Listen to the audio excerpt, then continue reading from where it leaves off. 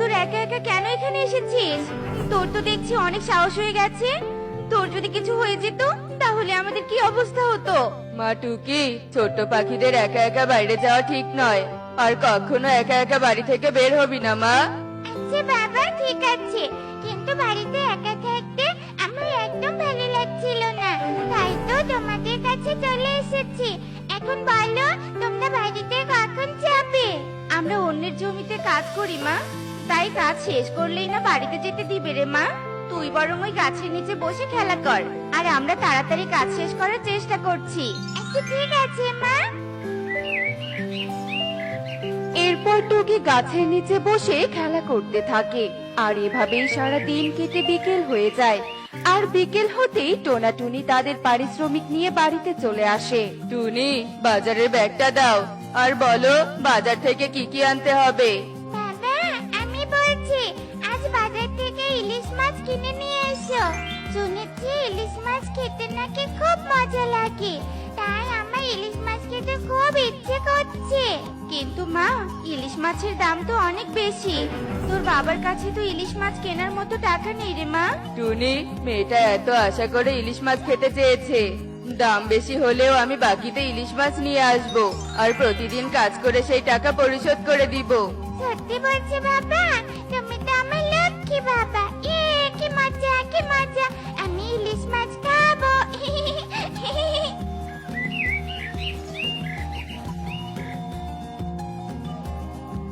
দাদা, ইলিশ মাছের কেজি কত? 1000 টাকা কেজি টোনা। দেবো নাকি 1 কেজি? আধা কেজি ওজনের কোনো ছোট ইলিশ মাছ হবে তোমার কাছে? না না, 1 কেজির নিচে কোনো ইলিশ মাছ আমার কাছে নেই। তাহলে 1 কেজি মাছ বাকিতে দাও, আর মাছের টাকা কয়েকদিনের মধ্যেই আমি পরিশোধ করে দিব। পাগল হয়েছিস নাকি রে টোনা? ইলিশ মাছ কখনো বাকিতে কেউ বিক্রি করে নাকি? টাকা নেই তাহলে আমার দোকানের সামনে এসে ভিড় জমাচ্ছিস কেন? যা এখান থেকে, গরিবের আবার মাছ খেতে শখ হয়েছে, যত সব। শালিকের মুখে এসব কথা শুনে টোনা কিছু না বলে মন খারাপ করে সেখান থেকে চলে যায় আর কিছু চাল ডাল নিয়ে বাড়িতে চলে আসে। বাবা এসে গেছে মা, বাবা ইলিশ মাছ এনেছো? না রে মা, ইলিশ মাছ আনতে পারিনি, কারণ বাকিতে এত দামি মাছ দেয় না রে মা। তবে চিন্তা করিস না, কয়েকদিন কাজের টাকা জমিয়ে তোর জন্য ইলিশ মাছ কিনে নিয়ে আসবো। আচ্ছা ঠিক আছে বাবা। এরপর টোনা ও টুকি ঘরে চলে যায় আর এভাবেই সেই দিন কেটে যায়। পরদিন সকাল হতেই টুনি ও টোনা কাজে যাওয়ার উদ্দেশ্যে বাড়ি থেকে বেরিয়ে পড়ে। বাড়িতে থাকতে ভালো লাগছে না, আমি বরং একটু পুকুর পাড়ে যাই।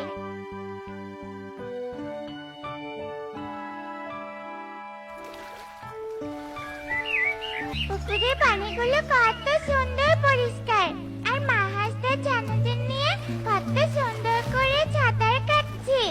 আমাদের যদি অনেক টাকা থাকতো তাহলে আমার মা আমাকে ফেলে কাজে যেত না, আর তখন আমিও মায়ের সাথে পুরো বনে ঘুরে বেড়াতে পারতাম। কিন্তু আমরা এত গরিব যে একটা ইলিশ মাছও কিনে খেতে পারি না। আহারে, তোমার মনে দেখছি অনেক কষ্ট। তবে আমি তোমার বন্ধু হয়ে সব কষ্ট মুছে দিতে চাই। তুমি কি আমাকে তোমার বন্ধু বানাবে? তোমার মতো এত সুন্দর আর ভালো জলপরি আমার বন্ধু হতে চাইলে কেন বানাবো না?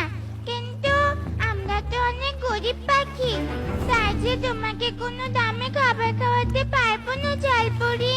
আমরা যা খাই সেগুলো কি তুমি খেতে পারবে? আমি তোমার বন্ধু হব বলে খাবার খাওয়াতে হবে কেন? না মানে, বন্ধুকে ছেড়ে কি একা একা খাবার খাওয়া যায়? আমি শুনেছি দুই বন্ধু হলে সবকিছু ভাগ করে খেতে হয়, তাহলে বন্ধুত্ব ভালো হয়। কিন্তু বন্ধু, আমাকে তোমার কোনো খাবার খাওয়াতে হবে না। আমি তোমার সাথে কখনো অন্যায় করব না। এই নাও 2 হাঁড়ি স্বর্ণ মুদ্রা। এই 1 হাঁড়ি স্বর্ণ মুদ্রা তোমরা নেবে, আর বাকি 1 হাঁড়ি স্বর্ণ মুদ্রা বনের গরিব পাখিদের দেবে। ও মা, তোমার কাছে আবার স্বর্ণমুদ্রার হাড়িও আছে? পানির নিচে এগুলো কিভাবে রাখো বন্ধু? তুমি আমাদের পানির নিচের রাজ্য কখনো দেখোনি, তাই এসব বলছো। চলো, আজ তোমাকে আমাদের রাজ্যে নিয়ে যাব। তাহলে সব বুঝতে পারবে। হ্যাঁ জলপরি, আমি তোমাদের রাজ্যটা দেখতে চাই। হাড়িগুলো এখানেই থাক, যাওয়ার সময় নিয়ে যাব। সত্যি বন্ধু, তোমাদের রাজ্যটা অনেক সুন্দর।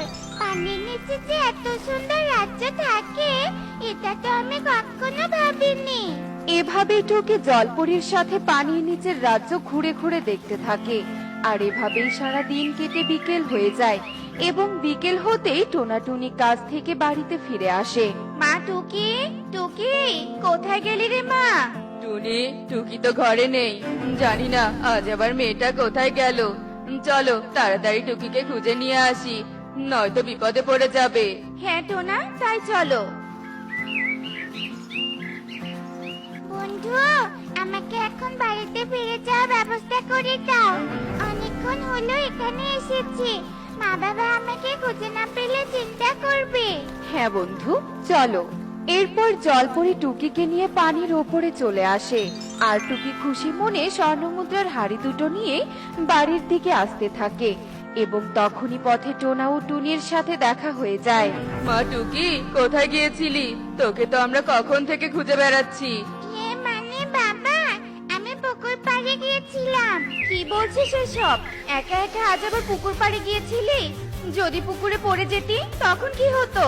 এখন থেকে তোকে ঘরে তালা মেরে বন্দি করে কাজে চলে যাব, নয়তো এভাবে তুই একদিন বিপদ ডেকে নিয়ে আসবি। হাড়িগুলো কোথায় পেয়েছিস? হ্যাঁ টুনি, চুপ করো, মেয়েটা তো ভয় পাচ্ছে। আর তুমি তো ওকে কোনো কথা বলার সুযোগই দিচ্ছ না, তাহলে কিভাবে বলবে ও? মা, এবার বলতো হাড়িগুলো কোথায় পেয়েছিস? তারপর টুকি টোনাকে সব কথা খুলে বলে আর সব শুনে টোনা ও টুনি অবাক হয়ে যায়। স্বর্ণ মুদ্রাগুলো এনে ভালোই করেছিস, আমাদের মতো গরিব পাখিদের উপকারে আসবে। কিন্তু তবুও মা, তুই একা একা এভাবে আর কোথাও যাবি না। এখন থেকে তুমি আর কাজে যাবে না, তাই এখন থেকে যেখানে যাব তোমার সাথেই যাব। হ্যাঁ রে মা, সেটাই করবি। টোনা, যাও, এক হাড়ি স্বর্ণ মুদ্রাগুলো বনের গরিব পাখিদের দিয়ে এসো। এরপর টোনা এক হাড়ি স্বর্ণমুদ্রা নিয়ে পাখিদের মাঝে বিলিয়ে দিতে যায় আর টুনি আর টুকি বাড়িতে চলে যায়। সুখী দিদি, এই স্বর্ণ মুদ্রা দুটো তোমার জন্য, এগুলো বিক্রি করে কোনো ব্যবসা শুরু করো। টোনা, তোকে অনেক ধন্যবাদ এই অভাবের সময়ে আমাকে সাহায্য করার জন্য। কিন্তু তুই তো আমার মতো গরিব পাখি, তাহলে এত স্বর্ণমুদ্রা কোথায় পেলি? তারপর টোনা সুখীকে সব কথা খুলে বলে আর তখনই সেই পথ দিয়ে কালু বনপ্রধানের বাড়ির দিকে যেতেই সব দেখে ফেলে। ও আচ্ছা, এই ব্যাপার। তাহলে তো বন প্রধানকে সবটা জানাতে হবে। কি বলছিস এসব? টোনা এক হাড়ি স্বর্ণ মুদ্রা বিক্রি করে তো অনেক ধনী হয়ে যাবে। না না না না, এ আমি কিছুতেই হতে দেব না। কালু, আজ রাতেই টোনার বাড়ি থেকে হাড়িটা চুরি করে নিয়ে আসবি। এক হাড়ি স্বর্ণ মুদ্রা বিক্রি করলে আমি যে আরো বেশি ধনী হয়ে যাব।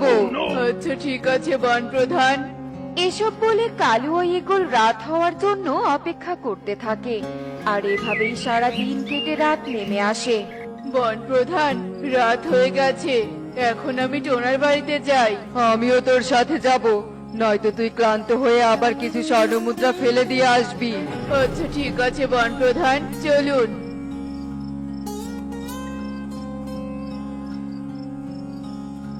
এরপর কালু আর ইগল টোনার বাড়িতে চলে আসে আর তারা চুপি চুপি টোনার ঘরে ঢুকে যেই না স্বর্ণমুদ্রার হাড়িতে স্পর্শ করে আর তখনই হাড়িটা জোরে জোরে কালু আর ইগলের মাথায় আঘাত করতে করতে বাহিরে নিয়ে আসে। ওরে বাবারে, ওরে বাবারে, কেউ আমাদের বাঁচাও! এই হাড়িটা যে আমাদের শেষ করে দিচ্ছে।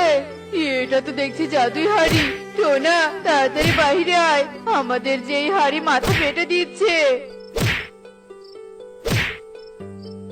এ কি, আমাদের বাড়িতে এত পাখিরা ভিড় জমাচ্ছে কেন? কি হয়েছে তোমাদের? ইয়ে মানে টোনা। তারপর কালু টোনাকে সবটা খুলে বলে। ছি ছি বনপ্রধান, আপনার লজ্জা করে না? ধনী পাখি হয়ে গরিব পাখির বাড়িতে চুরি করতে এসেছেন। আপনার মতো চোর বন প্রধানকে আমরা চাই না। অপরাধীকে তার শাস্তি পেতেই হবে, তাই আপনি এক্ষুনি আমাদের বন ছেড়ে চলে যান। এরপর বনপ্রধান কিছু না বলে লজ্জায় সেখান থেকে চলে আসে আর কালুকে নিয়ে বন ছেড়ে অন্য বনে চলে যায়। লোভের বশে নিজের সম্মান নিজেই শেষ করলাম। কালু, আর কখনো এমন কাজ করব না। বাবা রকি, আমি আর তোর বাবা একটা দরকারে পাশের বনে যাচ্ছি, তুই সাবধানে থাকিস কেমন? মা বাবা, তোমরা পাশের বনে যাচ্ছ, কিন্তু তোমরা পাশের বন থেকে কখন আসবে? বাবা রকি, আমাদের কাজ শেষ হলে আমরা বিকেলের মধ্যে বাড়িতে ফিরে আসব, তুই কোনো চিন্তা করিস না। আচ্ছা ঠিক আছে বাবা, তোমরা সাবধানে যেও। আচ্ছা ঠিক আছে, এবার তবে আমরা আসি। ঘরে একা থাকতে ভালোই লাগছে না, আমি বরং কনকের সাথে একটু আড্ডা দিয়ে আসি, তাহলে আর আমার একা একা লাগবে না, আর মনটাও ভালো হয়ে যাবে। আরে রকি তুই? হ্যাঁ কনক, আমি তোর সাথে একটু আড্ডা দিতে আসলাম। মা বাবা বাড়িতে নেই, পাশের বনে গেছে, তাই একা একা ভালোই লাগছিল না। ও আচ্ছা, এই ব্যাপার, ভালোই করেছিস আমার কাছে এসে, আমারও একা থাকতে ভালো লাগছিল না, এখন দুজনে জমিয়ে আড্ডা দিতে পারবো। এরপর কনক ও রকি বেশ কিছুক্ষণ আড্ডা দেয় আর এভাবে দেখতে দেখতে বিকেল হয়ে আসে, কিন্তু রকির বাবা মা বাড়িতে ফেরে না, তাই রকি অনেক চিন্তা করতে থাকে। কি ব্যাপার, বিকেল হয়ে এলো, মা বাবা এখনো বাড়িতে আসছে না কেন? এবার যে মা বাবার জন্য আমার ভীষণ চিন্তা হচ্ছে, কি যে করি কিছুই যে বুঝতে পারছি না। আমি বরং আর কিছুক্ষণ অপেক্ষা করি, বাবা মা নিশ্চয়ই ফিরে আসবে। রকি যখন এসব কথা ভাবছিল তখন বাইরে থেকে কেউ দরজা ধাক্কাচ্ছিল। মনে হচ্ছে বাবা মা ফিরে এসেছে, যাই আমি বরং দরজাটা খুলে দেই। এ কি আঙ্কেল, তুমি? হ্যাঁ আমি রকি, আমি তোকে একটা খবর দিতে এলাম, কিন্তু কি করে যে তোকে কথাটা বলি আমি তো বুঝতেই পারছি না। কি হয়েছে কবুতর আঙ্কেল? সেটা বলতে তোমার সংকোচ বোধ হচ্ছে, তুমি নির্দ্বিধায় বলতে পারো, আমি কিচ্ছু মনে করব না। আসলে রকি, তোর বাবা মা সহ আমিও পাশের বনে গিয়েছিলাম, কিন্তু এক দুর্ঘটনায় তোর বাবা মা মারা গেছে, সেটাই আমি তোকে বলতে এসেছি, না হলে তুই আবার টুনি ও টোনার জন্য চিন্তা করবি। কবুতর আঙ্কেল, এটা তুমি কি বলছো? বাবা মা মারা গেছে, এটা আমি কিছুতেই বিশ্বাস করতে পারছি না। বিশ্বাস না করলেও এটাই সত্যি রে বাবা, তোর বাবা মা আর এই পৃথিবীতে বেঁচে নেই, এটা তোকে মেনে নিতেই হবে, বুঝেছিস?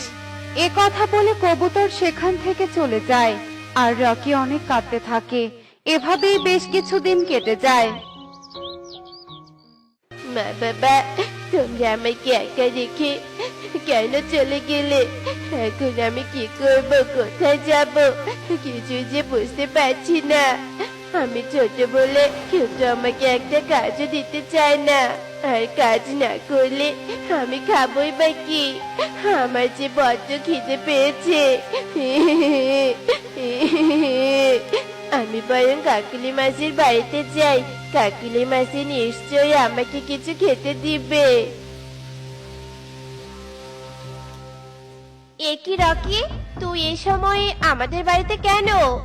কাকুলি মাসি, আমার বড্ড খিদে পেয়েছে, দয়া করে আমাকে কিছু খাবার খেতে দিবে। কি, তুই খাবারের জন্য আমার বাড়িতে এসেছিস? আমি কি তোর জন্য খাবার নিয়ে বসে আছি নাকি? হ্যাঁ, চলে যা বলছি, এখান থেকে চলে যা, এখানে কোনো খাবার হবে না। কবুতর আঙ্কেল, দয়া করে তুমি আমাকে একটু খাবার খেতে দিবে, আমার যে বড্ড খিদে পেয়েছে। বাবা রকি, আমার কাছে খাবার চাইছিস, কিন্তু আমার ঘরের সব খাবার যে শেষ হয়ে গেছে, এখন তোকে যে আমি কি খেতে দিব, কিন্তু এখন যে তোকে আমি কিছুই খেতে দিতে পারবো না রে বাবা। কবুতরের মুখে এমন কথা শুনে রকি আরো ভেঙে পড়ে আর সেখান থেকে গিয়ে রকি একটা গাছের নিচে বসে কাঁদতে থাকে। কেউ আমাকে একটু খাবারও দিল না। বাবা মা ছাড়া আমাকে আর কেউ ভালোবাসে না। আর যদি বাবা মা বেঁচে থাকতো তবে আমাকে কখনো এত কষ্ট করতে হতো না। মা বাবা, আমি তোমাদের কাছে যেতে চাই, তোমরা আমাকে তোমাদের কাছে নিয়ে যাও। রকি যখন এসব ভেবে কাঁদছিল তখন সেখানে প্রকৃতি মাতা আসে আর রকিকে বলতে থাকে, কি হয়েছে বাছা, তুই এভাবে কাঁদছিস কেন? কিসের এত দুঃখ তোর? কে তুমি? আর আমার দুঃখের কথা শুনে তুমি কি করবে? আমি হলাম প্রকৃতি মাতা, আমি তোর দুঃখের কথা শুনতে চাই। এরপর রকি প্রকৃতি মাতাকে সব কথা খুলে বলে আর সব শুনে প্রকৃতি মাতা বলতে থাকে, আহারে, তোর তো দেখছি অনেক কষ্ট। হ্যাঁ, আমার অনেক কষ্ট, তাই আমি আর বাঁচতে চাই না। এমন কথা বলতে নেই বাছা, তুই কষ্ট পাস না, আমি তোকে সাহায্য করব। বল, তোর মনের ইচ্ছা কি? আমি তোর মনের ইচ্ছা পূরণ করব। আমার টাকা নেই বলে কেউ আমাকে সাহায্য করে না, কেউ আমাকে ভালোবাসে না। তাই আমি তোমার কাছে এমন কিছু চাই যাতে আমার অনেক টাকা থাকে আর সবাই আমাকে দাম দেয়। আমার মনের ইচ্ছা, আমি যেন যে জিনিসটাতে হাত দেই সেটা যেন সোনার হয়ে যায়। তুমি আমাকে এই আশীর্বাদ করো। আচ্ছা বেশ, আমি তোকে আশীর্বাদ করলাম, তুই যেই জিনিসটাতে হাত দিবি সেই জিনিসটা সোনার হয়ে যাবে। এবার তুই বাড়িতে ফিরে যা। এ কথা বলে প্রকৃতি কন্যা সেখান থেকে চলে যায় আর রকিও মনে মনে খুশি হয় এই ভেবে যে রকিকে এখন সবাই অনেক ভালোবাসবে। রকি তার বাড়িতে ফিরে আসে। আমি চাই আমার এই ভাঙা ঘরটা সোনার হয়ে যাক। রকি এ কথা বলার সাথে সাথে রকির ভাঙা ঘরটা সোনার ঘরে পরিণত হয়। শুধু তাই নয়, ঘরের সমস্ত জিনিসও সোনায় পরিণত হয়। আর কিছুক্ষণের মধ্যে বনের পাখিরা রকির সোনার ঘর দেখে রকির কাছে আসে। বাবা রকি, তোর ভাঙা ঘরটা কি করে সোনার ঘরে পরিণত হলো? রকি কবুতর ও বনের পাখিদের সব কথা খুলে বলে আর সব শুনে কবুতর বলতে থাকে, আরে বাহ, তাহলে তো ভালোই হলো। তুই এখন বনের পাখিদের সাহায্য করতে পারবি আর সবাই তোকে অনেক ভালোবাসবে। সত্যি সবাই আমাকে অনেক ভালোবাসবে, তাই আমি বনের সব পাখিকে সাহায্য করব আর পুরো বনকে সোনার বনে পরিণত করব। এরপর রকি পুরো বনকে সোনার বনে পরিণত করে দেয় আর বনের পাখিরা সোনার বাড়ি পেয়ে অনেক খুশি হয়ে যায়। তখন রকির কাছে এক বৃদ্ধ পাখি আসে। এটা তুই কি করলি রে বাবা? আমি তো শুধু বনের পাখিদের সাহায্য করেছি। না বাবা, দেখ, জল পর্যন্ত সোনা হয়ে গেছে আর খাবারও। আমরা তো পাখি, খাবার আর জল ছাড়া কি করে বাঁচবো বল? এভাবে তো পুরো বন ধ্বংস হয়ে যাবে। এটা তো আমি ভাবিনি, আমি শুধু ভেবেছি আমি যদি বনের পাখিদেরকে সাহায্য করি তবে ওরা আমাকে অনেক ভালোবাসবে, তাই সবকিছু সোনার বানিয়ে দিয়েছি। বাবা, তুই এবার সবকিছু আগের মতো করে দে। কিন্তু আমি তো সবকিছু আগের মতো করতে পারবো না, আমি শুধু জিনিস সোনার পরিণত করার আশীর্বাদ পেয়েছি। এখন আমি সবকিছু আগের মতো করবো কি করে? আমি ভেবেছিলাম টাকার অভাব না থাকলে সবাই ভালোবাসা পাবো, কিন্তু এসব আমি কি করলাম?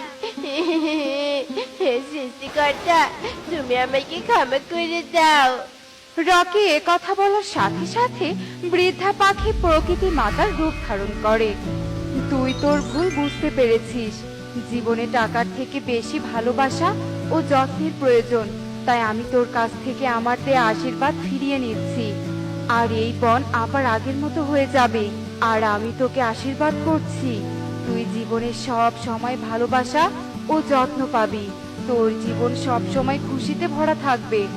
এ কথা বলে প্রকৃতি মাতা সেখান থেকে চলে যায় আর সবকিছু আগের মতো হয়ে যায়। আর কবুতর রকির কাছে আসে। বাবা রকি, আমার কোনো সন্তান নেই, তাই আজ থেকে তুই আমার সন্তান আর আমি তোর বাবা। আমি তোকে অনেক ভালোবাসবো। সত্যি বলছো? তুমি আমাকে অনেক ভালোবাসবে? হ্যাঁ রে বাবা, আমি তোকে অনেক ভালোবাসবো। এরপর রকি কবুতরকে জড়িয়ে ধরে আর কবুতরকে বাবা হিসেবে পেয়ে রকি অনেক খুশি হয়। দেখলে তো বন্ধুরা, জীবনে ভালোবাসা ও যত্নের ভীষণ প্রয়োজন। ভালোবাসা ও যত্ন ছাড়া একটা শিশু সঠিকভাবে বেড়ে উঠতে পারে না। এমনই সব মজার মজার শিক্ষণীয় টুনি পাখির গল্প দেখতে আমাদের পাশেই থেকো। আর গল্পগুলো কেমন হচ্ছে তা কমেন্টে জানাতে ভুলো না কিন্তু। Bye bye.